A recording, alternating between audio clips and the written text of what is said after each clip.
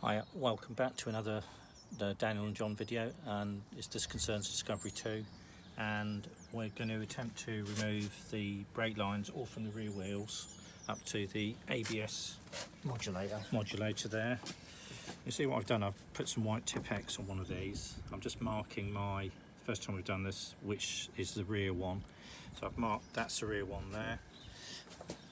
And then what I've done, I've come down here and I've marked, these are called jump hoses, which sit behind here, and I've marked the rear one there. We've taken them off. To get these off, you could cut them, you just clamp there with mole grips and then get your brake spanner and use a little bit of that.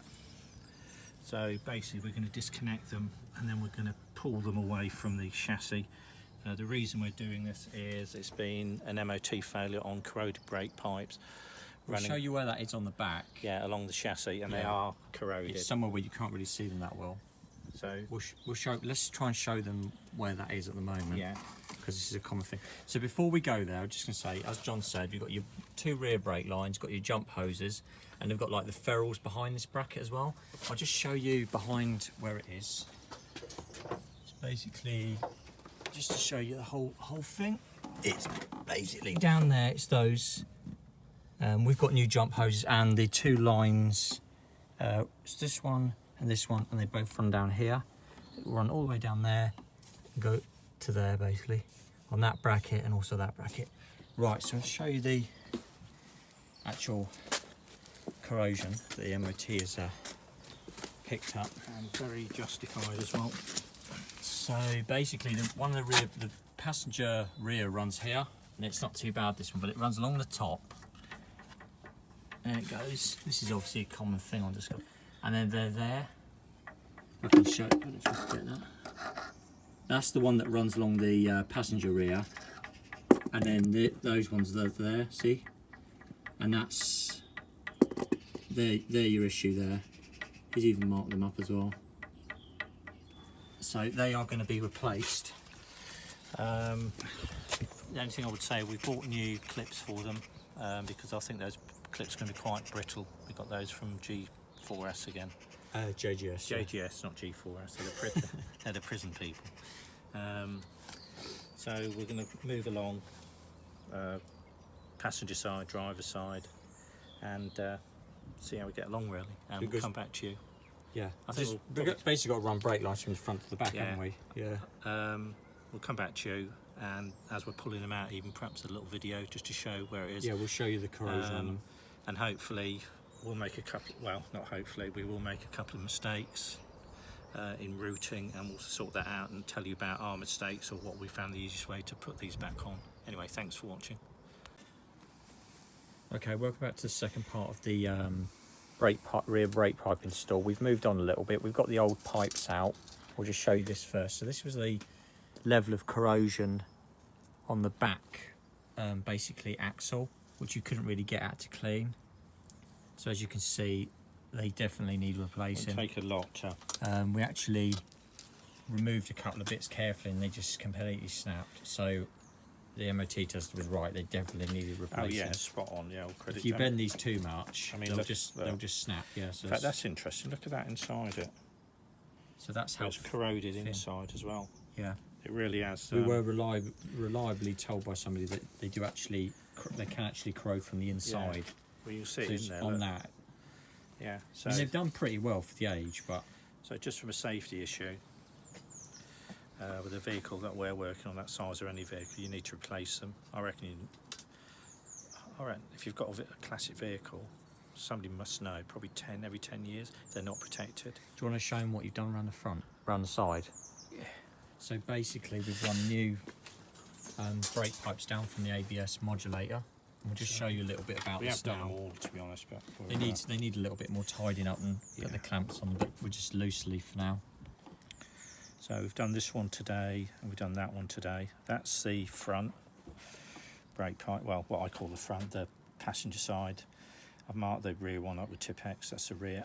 And then what I've done here, I'll just show them where it is there. So it's basically goes on that bracket down there from the previous first bit of the video. So these were rotten as well.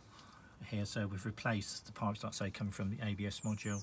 Put these new jump hoses on. You can get these jump hoses. I'll put a link to them. Cheap as chips. They basically just go over the chassis. We do have a proper brake spanner, pipe spanner, but that is 11 on there, if anyone wants to know. And to get to these, you literally bend this forward like that. Bend this whole inner piece in. Forward. And once you've got the first one off, you can get to the second one, and then obviously we'll pop these back in here. And away we go. So I don't know if you saw in the first part of the video, but basically they run down from the ABS modulator and they go on these jump hoses, then they go into this bracket here, and then from this bracket here they go basically all the way down to the back. One goes to the rear wheel there and one goes to the other back passenger. But these were so corroded, even sort of round here coming down from the modulator. I've got them here, look. It was just worth replacing. Look, oh, here we go. Yeah.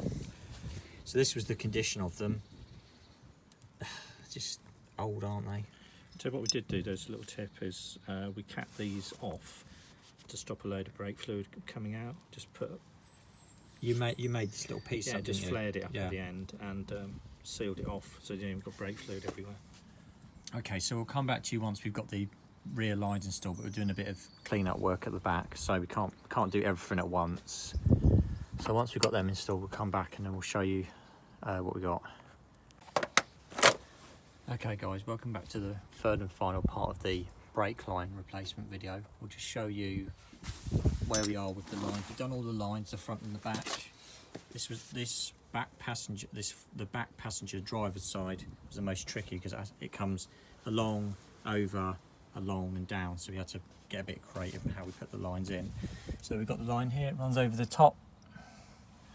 We just put a bit of rubber on this here.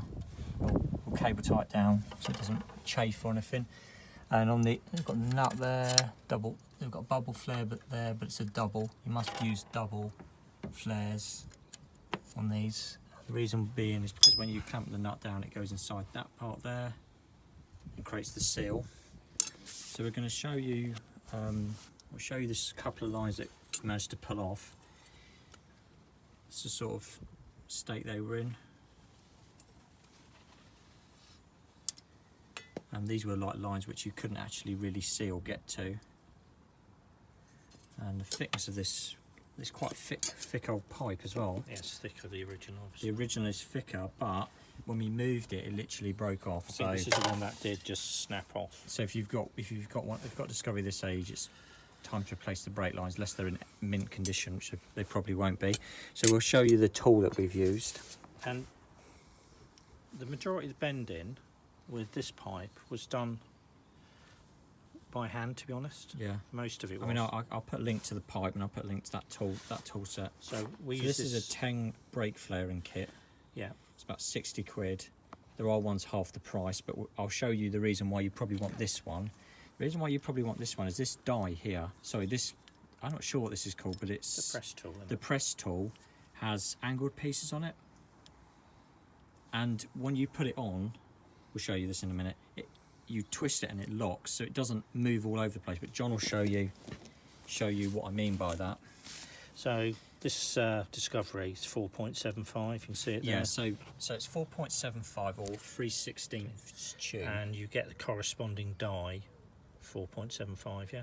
So let's show them. So with this here, you need to have it in the right hole. Yeah, 4.75, and the height of the pipe show them that needs to be the width that bottom of piece. The first circle. See there?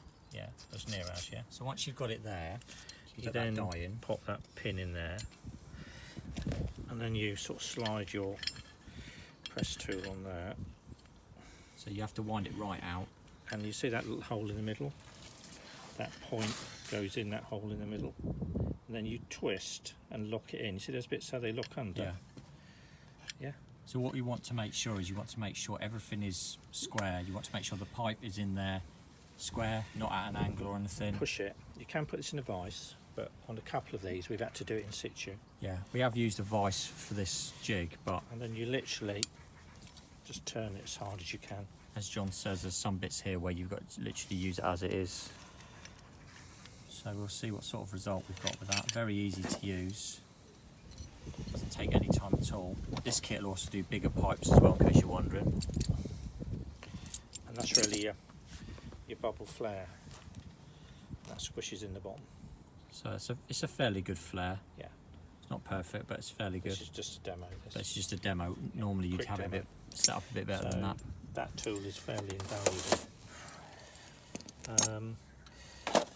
Couple other things. When I put the brake line in for the rear driver's side, I fed it in from the passenger side wheel, 2 of us, and we just thread it along, and we managed to get it in most of the original clips. Now our clips didn't break, you can get new ones.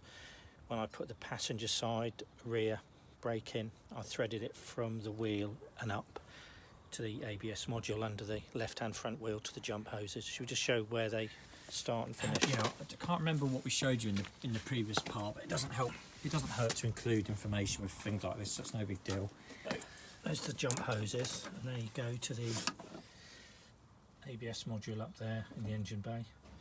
So for the rear one, which is the top one on this bracket, it's there. It's been bent out at the moment. It's just a ease fitting. So this whole panel, this inner panel, can be bent out just to allow easier so you access. get to these new ones. Replace these pipes as well. So from the front one, I did from the rear wheel and pushed it along, which is the bottom one. The top one is the rear, and I started from this end and pushed it along. I left quite a bit on the end, then I put my brake nuts on the end and put the bubble on, and that was it really. So we've decided to run new pipes from the ABS modulator down, new jump hose and new pipes to the rear. Just depends what condition the pipes are in really, but the pipes running from the modulator onto before these jump hose on this bracket, which was like behind there, they were in quite bad condition, and there's no point running whole new lines all the way to the back if you're not gonna. Well, you're gonna get a failure on something further up. Rotten as an apple. Yeah. So that's how we did ours. And hope that helps you along a little bit. Thanks very much for watching.